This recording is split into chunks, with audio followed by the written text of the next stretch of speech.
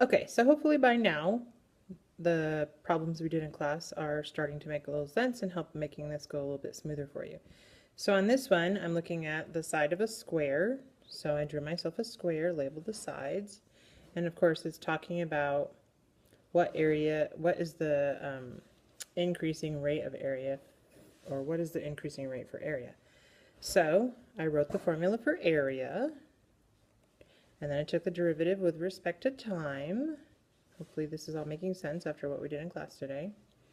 And so now I have some information up here that I need to go back and write down. So each side is increasing at a rate of 6 meters or 6 centimeters per second. So that's side rate.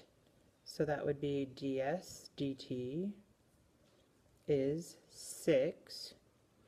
And I want to know what rate the area is increasing when the area is 16. So I got to think about this one a little bit. If the area is 16, my formula doesn't use area in it anywhere. Instead, it uses side, and I go, oh, wait a minute.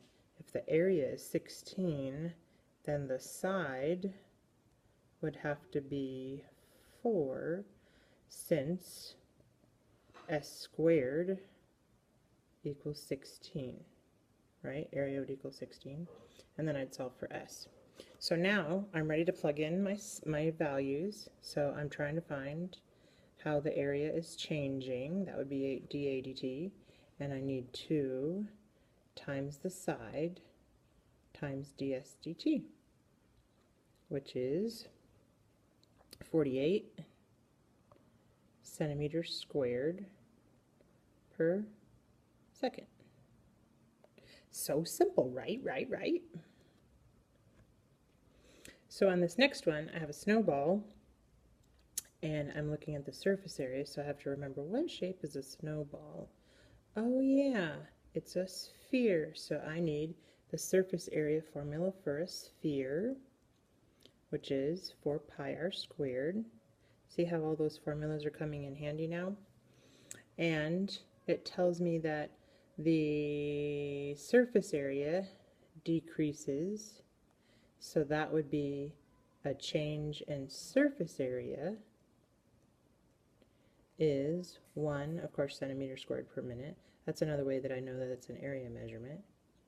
And I'm supposed to find the rate at which the diameter is changing when the diameter, ooh, I got a clue. Feels like Blue's Clues, when the diameter is 10. Now, of course, my formula doesn't use diameter. Why are they trying to trick me? So, of course, that would mean that the radius is 5. Okay, so let's go back. We know that we have to take the derivative because I'm looking at the change in area.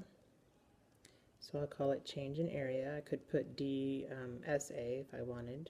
It's really about my notation. Equals.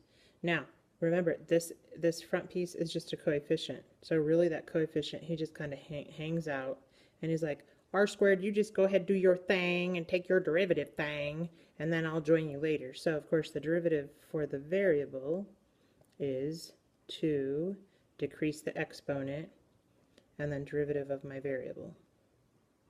So I could simplify this all as 8 pi r dr dt. Okay, so now I've got some information, right? I have, ooh, I actually know what dA dt is this time. So I'm going to plug that in. And then I know what the radius is. That's 5. And I'm trying to find the diameter decreasing. Well, I can find the radius. And then I know once I find that the diameter is just twice that. So here I have 40 pi. And so if I want to get dr dt by itself, I'll have to divide. So dr dt is 1 over 40 pi, which means that the diameter is double that. So the diameter is 2 over